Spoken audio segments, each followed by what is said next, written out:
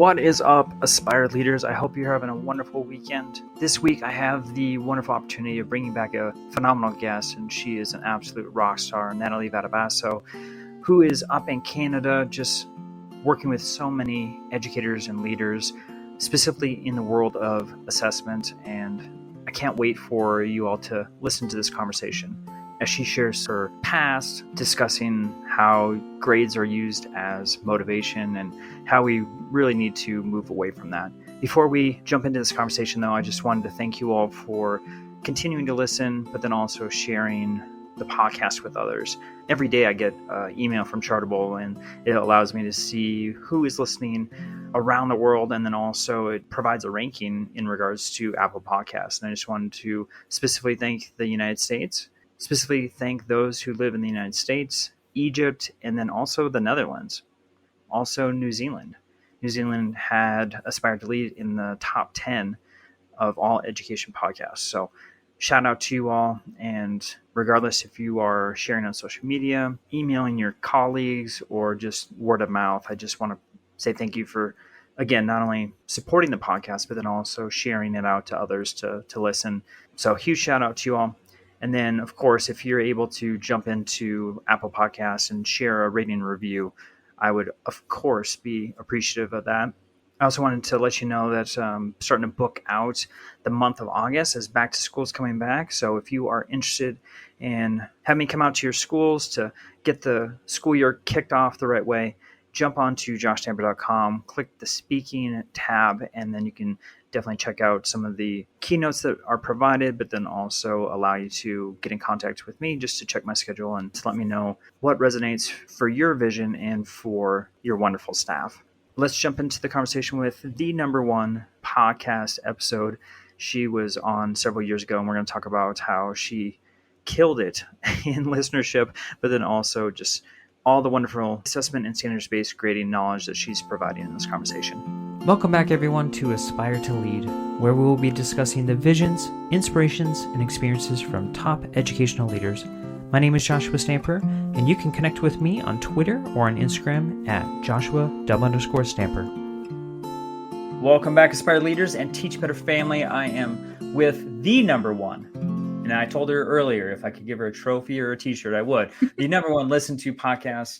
And I think, Natalie, it's been like a couple years since you've been on the show. It feels a little while, but I was going to introduce you, and I stopped myself because I was looking at the bio that I have for you, and it is completely outdated because I feel like Natalie Vardabasso has been like all over the world speaking. You know, you're writing a book, you've got multiple podcasts going out, and I feel like you're on a new chapter right now. Yeah. I feel like probably everything in that bio has completely changed. We were joking before we hit record. You're like, a few things have changed. I'm like, literally everything. Everything. Yes. Name something. It's probably changed. So you were in a school as a teacher, an instructional coach, and you had the EduCrush podcast, which is winding down, and maybe we can speak on that too. But I would love for just an update, you know, as far as the listenership, just kind of tapping into all the wonderful things you got going on. Yeah. Well, to speak about the shift from job into basically being self-employed, I think that I was right on the cusp of leaving my job the last time we talked, Josh. So I had been an assessment lead in a K-12, very small little district, and had a few opportunities come up. May of 2022, I made the terrifying decision to just leap and go for it. I am that type of a learner. I jump in before I know what I'm doing. I make bit of a mess of things. I just figure it out and I learn very quickly. So that's what I've been doing for the past 2 years. I've managed to get to a place where I have replaced my former income, which is, as you know, as someone who's made this jump, that's your biggest fear when you first leave. Like the idea that you could make money without someone handing you a paycheck feels like an absolute fairy tale. So been on that path. Now I'm working full time I've got an online group coaching program. It's grown to in-person events. I do a lot of speaking and consulting and coaching, mostly all across North America, and then have a new business venture because it's been 2 years and I am the type of person who always has something else I need to be working towards.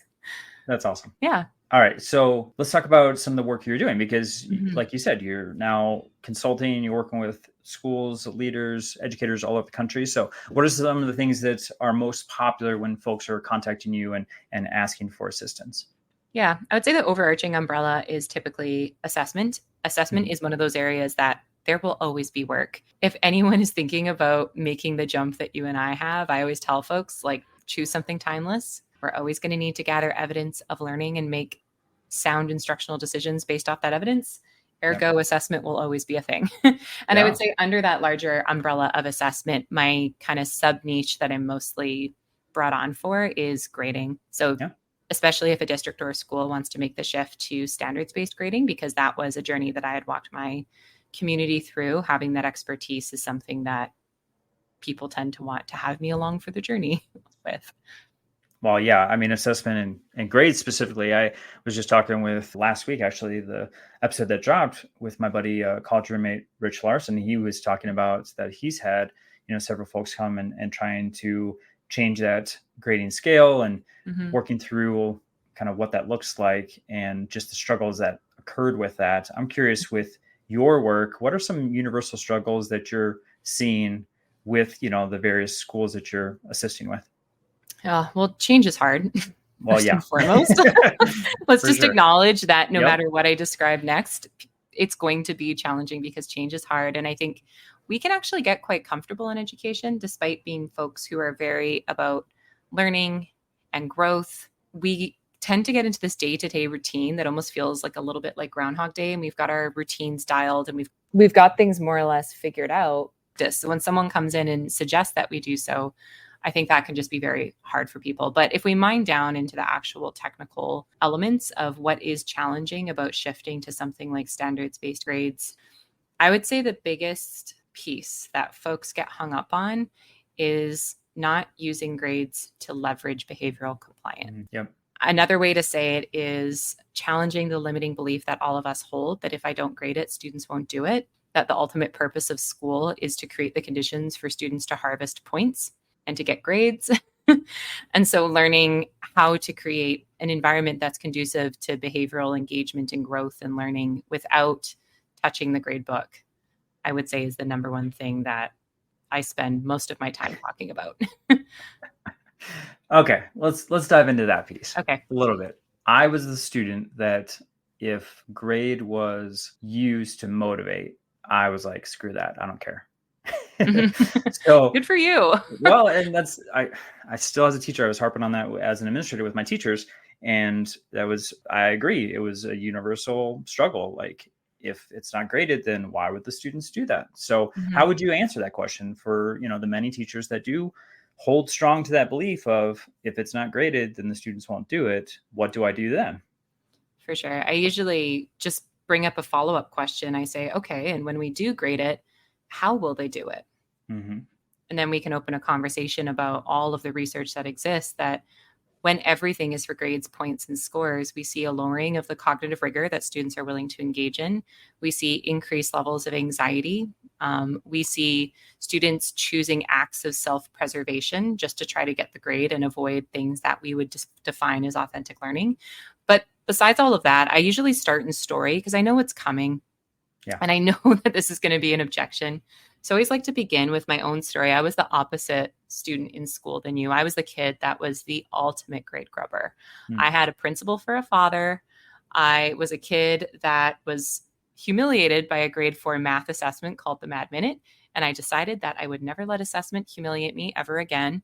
And I was obsessed. Like, every time I got a paper back, I'd be like, how many points away from perfect am I? On top of it, had a father who was the boss of many of my teachers. And so they'd be at my house for staff parties. And then I could coerce them into being like, you want this to stay quiet? I see you with that bottle of beer. You know what you got to do. I need that extra credit. And in many ways, it sounds like I'm the success story of school. But the truth is, I was absolutely miserable. I was a super anxious kid long before we had words like anxiety to wrap around it, because we didn't have the internet and social media. I struggled to make friends because I was so competitive. I didn't sleep well. I had raging insomnia. And as a result, by the time that I got out of this traditional school system, I wanted nothing to do with it. And I really feel like when I look back at my life, that was the moment when I started to find myself. I started to authentically learn. I started to grow deeper relationships with not only others, but also myself. And when I went back into my teacher education program, it was actually gradeless, I guess you could call it. We had a pass-fail system. There wasn't points and scores, and it was some of the most deep, rich, transformational learning I've ever had in my life. And so I always tell folks, like, I'm living proof. Like, I was that kid, and I probably would have been that kid in the front seat of your class saying, if you don't grade it, I'm not doing it. It better be for points. Remember all of that. And it was complete BS. Yeah. Like, there was something much deeper going on that I wish it didn't take me until 25 for an adult in my life to come along and say, there's a different way of doing this. It doesn't have to be like this. And I might have pushed back. I might have gotten anxious. I might have gotten worried. But if I could have had the learning I had in my education program much earlier, I think I would be perhaps a very different person today. Well, sure. You probably got a lot more sleep, and you probably would have probably be a lot healthier. A lot healthier. Yeah. Yes. I wouldn't need a whole bunch of therapy in my 30s, you know? Well, I'm so glad that you were able to experience it on the other end. And so, you had touched on standards-based grading too. And I know that term can look very different depending on the state, campus, district. So, when you're assisting with specifically standard-based grading and probably transforming a very traditional style of grading, what are some of the first steps that you're working with in trying to move them in a new way of thinking in regards to assessing mastery? In terms of the practical implementation side of it, because obviously the mindset piece and just challenging some of those strongly held beliefs about grading is usually, I'll just go there. Like, I feel like we have to go there. It has to get a little contentious. Do you want to go there now? You know what I mean? But we have to get into a place where it feels a little like, I'm uncomfortable. I don't know about this. I think until people are there, they're not listening very deeply or really thinking about, wait, what are you asking me to do? Yep. But once we're into that space in terms of the action steps, it's very much the work of setting up a sound assessment system. We have to first start by asking ourselves what is essential for students to know and be able to do, because we have the bloated curriculum documents. We have tons of standards. So teams coming together to say, what are the things that are going to be non-negotiable? They're the things that as a team, we agree are so critical for students to know, not only for our course, but also for the future that they are entering, that we are going to put a system in place to ensure that happens. So that's usually step one, is just getting on the same page with the team about what is that short list of the things that are essential, not saying that everything else isn't going to be taught, that everything else isn't going to be addressed. It absolutely will, but maybe not to the level of repetition and deeper proficiency that we would see with things that we deem essential. This podcast is a proud member of the Teach Better Podcast Network. Better today, better tomorrow, and the podcast to get you there. You can find out more at teachbetter.com/podcasts. Now let's get back to the episode. All right. So I want to go back to the mindset piece because I always laugh. And I think I've told this story probably years ago, but we had gone through a book study at my campus with Rick Wormley's book, Fair is Not Always Equal. Right. And I remember us breaking into groups and literally people standing and yelling at each other through the discussion. Mm-hmm. And it got very contentious and very heated very quickly on some of their, I guess, values and things that they were holding on to in regards to the mindset of traditional grades. And it was kind of a, how dare you tell me how to grade? I'm assuming that since you had brought up the mindset component, I want to have you speak a little bit further on that, because I know that this is something that probably the most contentious conversations I've ever seen and had have been in regards to grading. And I'm just wanting to know kind of how do you massage that out of folks, or maybe, get them to a place where they're maybe a little more open-minded to the idea that there might be a different and better way of doing things. Well, a book I have to recommend to anyone that's listening, because I was obsessed with this question when I was in my assessment leadership role, experiencing all the same things you were feeling and seeing. Yeah. It's a book called Think Again by Adam Grant. He's a organizational psychologist out of Wharton University, but he wrote a whole book about the science and the research behind basically how do we help ourselves and others to rethink.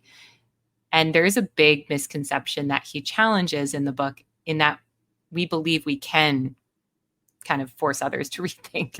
And so we head into these conversations like, I'm going to win this one, and then they'll know. Yeah. What ends up happening is people just double down on their original position. So the whole premise of the book is based off a lot of findings in psychology that we can't change anyone else's mind. We can only open their minds to the possibility that something else might be true.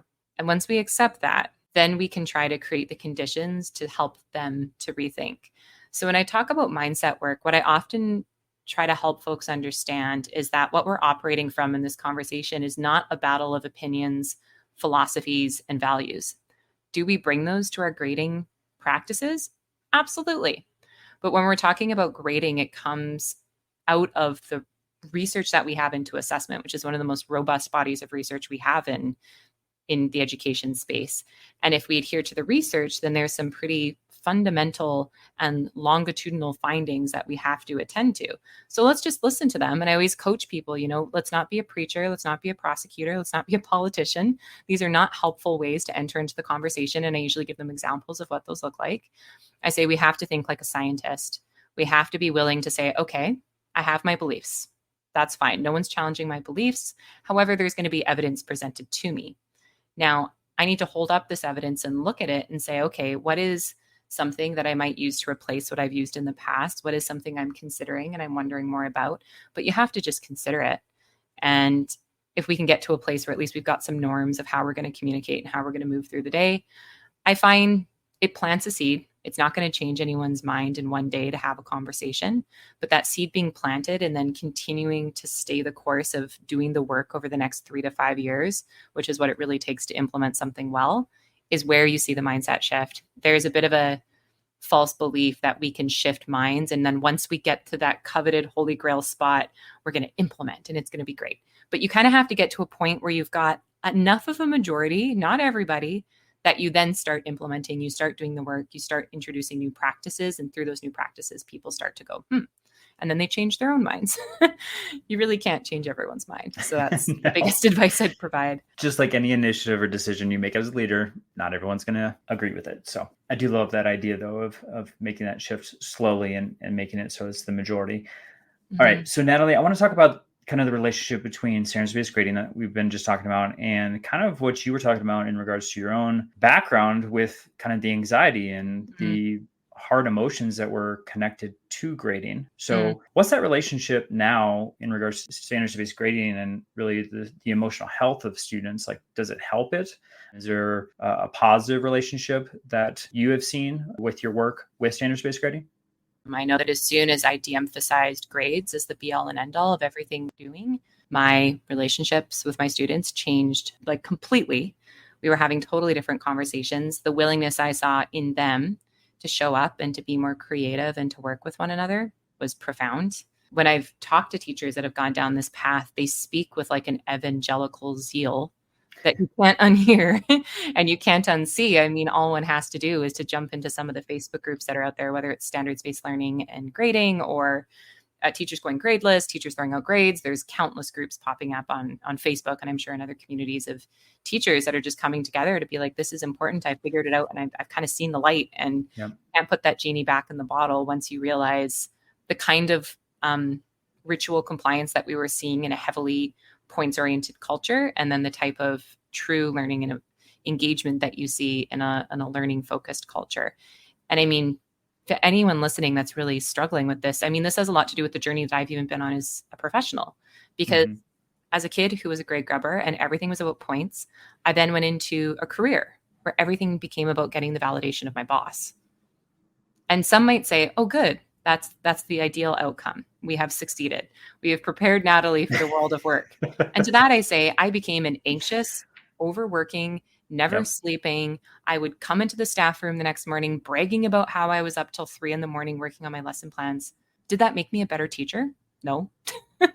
It made me burnt out. It made me grumpy. It made me tired. It made me feel like the sense of futility of like, what is the end? Like, what's the light at the end of the tunnel here?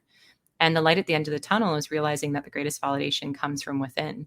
And there's tons of things in our world today that are telling us that, if I just write the right tweet or I put the right thing on Instagram, I'll get the likes and I'll get the follows, and learning how to like just disengage from that and re-engage back with yourself and figure out who you are, what matters to you, what your goals are, how you're doing towards reaching those goals, is truly the work, I think, of finding inner peace. And I know that sounds a little like big and intense, but I feel like that's been my life journey thus far, which is why I have this whole new endeavor of wanting to help folks that are stifled professionals to launch a learning-based business because it's the work of becoming your own boss, which could be literal, becoming self-employed, but also truly finding validation from within, which is all connected in my mind. It is all connected. Big trajectory.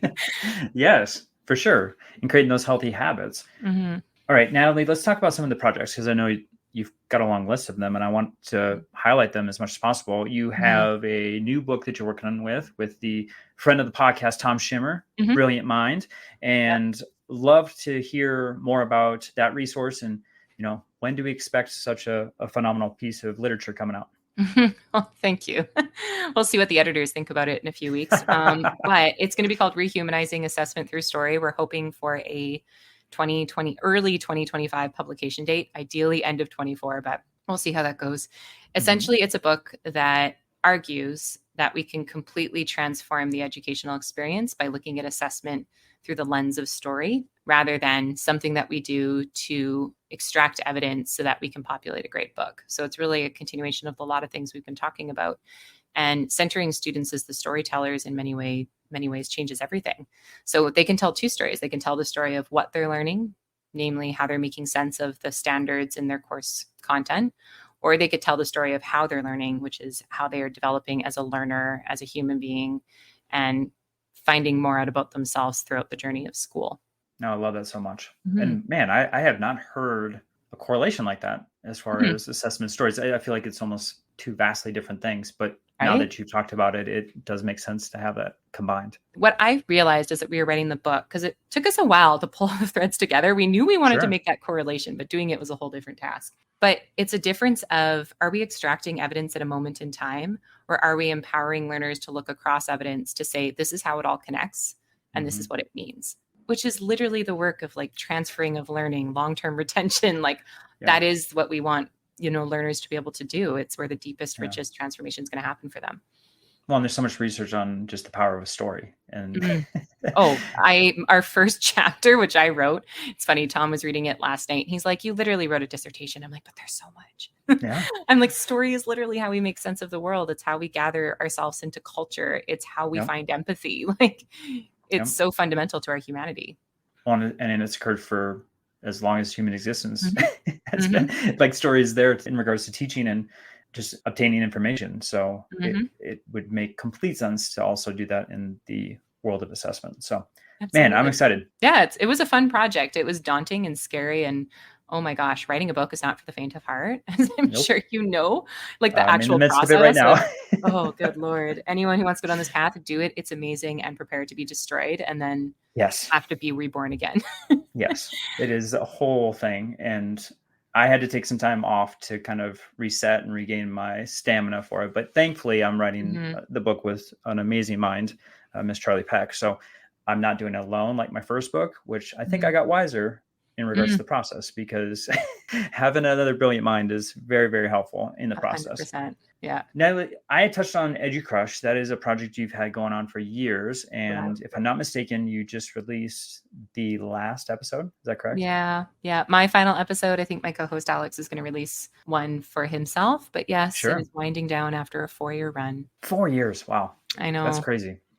But exciting news is that you just released a new podcast with, again, Tom Schimmer, called Unleash Yes. And I would love for you just to share about that project. And then I think you also have another one, if you want to tease that podcast out too. I'd love for my listeners to be on the lookout for all of the amazing content that you've got posting here soon. For sure. Yeah. Unleash Yes. Yes, being not only a mindset critical for success, but it's an acronym. I can't help myself.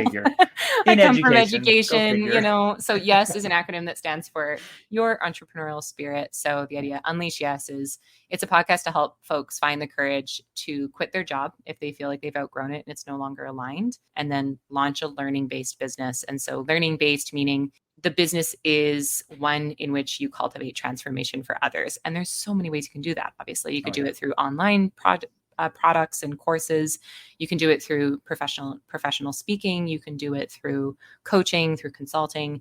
For both Tom and I, our careers have been a bit of a diversification of all of those things.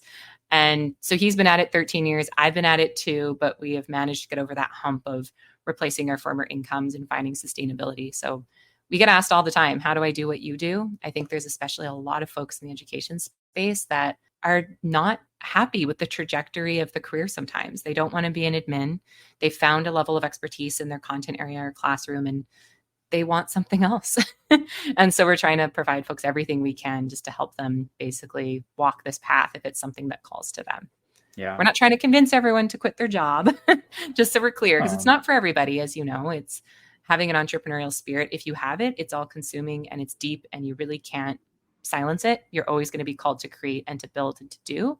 And for some folks, having a job and having that consistency and stability and structure is exactly what they're called for. And so we're just there to help the folks that have that spirit and want to unleash it. Yeah, I saw a post the other day. I can't remember what platform, but maybe it was LinkedIn, like we were talking about. But I think it was like 70% of educators have a second job. Like it was something absolutely ridiculous in regards to the percentage of that. And so, what I was thinking was like, well, for this podcast, I mean, most folks are trying to do something to add income to already a busy job. So, I think that information would be perfect for those who are listening that maybe have a little side hustle going on. That's, Totally. they need to bring in some income for themselves and potentially their family. Totally. And maybe even make it your full-time hustle. I mean, I've met so many teachers on the road where they're doing the side hustle, not out of passion, but out of necessity. And that breaks my heart because this job is already so all-consuming and demanding. For sure. That having to work in a bar on the weekends, it just breaks my heart. And it's a travesty of where we're at in the state of education, that educators can't cover their needs and bills with the job itself. So showing folks that there is a possibility. The big fear is that I'm going to sacrifice if I choose something that's a passion and I live into it, that I'm going to have to live on so much less. And we have found that's just not the case. It's wild how much money we lose working for a big system that has all of this overhead and all of these deductions. And at the end of the day, what you get in salary is not a reflection of what you take home at the end of the month. Yep. So. And the flexibility of being your own boss, like you said, and making your own schedule. And when it's a passion, it doesn't feel like work. There's a whole lot of pluses to that. So I could speak on that just from my own experience a lot longer than we have. So I'm gonna move on to the next podcast that you are creating here. More in line with assessment and some of the things that we were talking about today. So what is that project all about? So again, Tom and I, he's my partner in both life and business, if you're wondering why we work together so much. Partly it's just so that we're not two ships passing in the night, so that we can actually collaborate and see each other. So the second project, it's in many ways going to be a rebranding of his very popular education podcast. Not quite as popular as Aspire to Lead, but he's trying. He's got so much going for him. It's I love called this the podcast. Tom Schimmer, the Tom Schimmer podcast. He's also been at it for about 4 years. So we're going to rebrand that feed and call it Assess That with Tom and Nat. It's likely going to be predominantly conversations between the two of us. We're so deep in this assessment and grading work. We feel like there's just so much we could share that we'd love to basically take what used to be one segment of his podcast, which was called Assessment Corner, at the end of the show, usually after an interview and an opening segment, and just go deep into that one topic and share everything we possibly can, answer every question, tackle every objection, provide every resource, and just have it as a feed of all the things that we've learned in our careers. Awesome. So what you're saying, if I'm hearing this correctly, is if they are currently subscribed to the Tom Schimmer show, then they'll also be subscribed to the new podcast. Facts. That is exactly right. Beautiful. I am selfishly asking that question because I am a longtime listener of Tom's show. So now I get to listen to not only him, but your brilliance each week. So I love it. I can't wait. Yeah, should be fun. All right, Natalie, if anyone is following you on social media, especially on Instagram stories, I see and for those who are watching on YouTube, you're not home. You're in Iowa right now. I am. And going around speaking. So for those presentations, what are some of the most popular things that you're speaking on? I feel like grading is always a hot topic, and it's probably safe in some ways for a lot of leaders to have an outside voice come in and start a conversation, because like you mentioned, it can be so contentious and challenging to take up. So I feel like I get asked about that one a lot. We're getting a lot of interest though in our new book and just this interesting way of coming about assessment, because the assessment work is nothing new across North America, especially in the States here. I would say the PLC at Work model has really taken hold. And through that is the work around common formative assessments and kind of more of this technical taking up of assessment. How do we use it? How do we respond as a team? How do we analyze data? All of that. So we're coming at it through this lens of story, which is so emotionally coded and human that I think there's going to be a lot of interest going forward. We haven't even got the book out yet. We're already getting requests. So I could tell that that's going to be something people are craving and wanting. Oh my gosh, yes. Mm-hmm. Well, and because we've been doing something for so long that when there's something unique that, like you said, there's a ton of research behind, it's something that personally, I mean, why do we go to the movie theater? We want to enjoy a story, right? And how it's being told. And so I think that is something that's universal that folks are easily going to be able to tap into and then get excited about too, because like I said, I mean, I've never heard of those two things merged together. Like, I think there's going to be so many folks that are piqued in their interest and wanting to know more. So super excited for both of you to be able to speak on that. And then also to have that resource out for folks to consume. So Natalie, I can't believe it. I swear I could talk to you all day, but we're coming toward the end of our podcast here. And I always ask a question in regards to our aspiring and current leaders, right? And I would love to do this more maybe in a lens of assessment and grading. So if our leaders are looking to do something to enhance their leadership journey, what is something that you would recommend? And like I said, maybe if we could mold it around some of the things that we talked about today. Yeah, if they're wanting to enhance their leadership journey, I always say the most profound investment they can make in themselves as a professional and as a leader is to build their assessment literacy. Of course, I'm a little bit biased, but I feel like understanding how we gather and use information accurately and meaningfully in the school space is going to be the engine that drives literally everything we do. Everything that you have to engage in as a leader is going to be touched by assessment. And so understanding the assessment fundamentals, understanding the research, being able to have a level of depth so that you can sit with any teacher in any content area and talk with a level of specificity about their instructional practice is going to make you a transformational leader, no matter where you work, whether you're elementary, middle school, high school, specialized, technical school. It's so fundamental to what we do as leadership. I've actually said in the past that if leadership and assessment were a Venn diagram, it would be a circle. They really are like one and the same, because being a leader is about bringing forth the best of everyone that you work with and bringing about change and growth and transformation. You need to understand assessment. You need to understand how to make decisions based off evidence. So true. All right. Well, I wish that I had Natalie Vardabasso in my life during the time of shifting to standards-based grading on my campus. I know that, the folks that maybe haven't had a chance to listen to your first episode, I would highly recommend them doing that. Literally thousands of people listened across the world. It is brilliant information that Natalie provides. So if you are just being introduced to her today through this podcast, I would love for you to go back and to listen to that original episode. Natalie, how can folks connect with you? Because I know people are listening and they're like, I want that book. I want her to come speak. I need someone in my corner as I'm making this initiative stronger. So how can they connect with you either in social media or with the website? Yeah. Main space that I'm in on social media these days is LinkedIn. And yes, LinkedIn is a social media space. If you dumped a resume there like years ago and forgot about it, there's people there creating now. So I'm there on the daily posting and engaging. I would say the content of what I'm doing there is more related to this idea of helping folks to unleash their entrepreneurial spirit. However, there is lots of ways to access me there. Obviously, you can direct message, you can comment on something I've posted, and we can start a conversation there. And like you mentioned before, I'm also on Instagram. I typically use it just for the stories function. I find I love story. Obviously, that's pretty clear. So I love that function on Instagram, but I'm not as active. But I would say that's the space that's mostly housing some of the content and reels and things I've put out related to assessment and grading. So that would be at Natabasso, Natabasso, and definitely a space that we could connect and start a conversation as well. I would push back. I would say that you're pretty engaged in the stories. Oh yeah. Or maybe it's just lately. I don't know. I feel like yours keeps popping up on my feed, and I've been soaking it up. So I love seeing all the travels and all the places you get to go. Yeah, and then it's fun. Occasionally see Tom in the background somewhere, so. Lurking around. Yeah. Where's Tom? Yeah, totally. He's usually there. Yeah. All right, y'all. So for more information, obviously, you can go to joshstamper.com.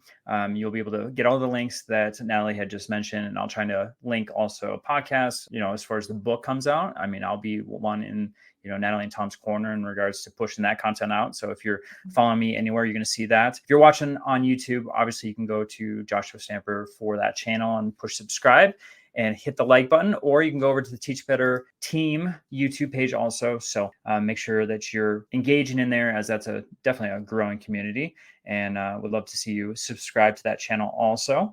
With that, Natalie, I just am so impressed by you. You're brilliant. I love having conversations with you and feel like I always grow every time that I have a chance to interact with you. So thank you so much for not only having the #1 episode on Aspire to Lead. Yes. I got to shout that out again. #1. But also for returning and sharing such wisdom today. No, thank you. The feeling is mutual, and it's always a pleasure to talk with you, Josh, and share in this beautiful space that you've created.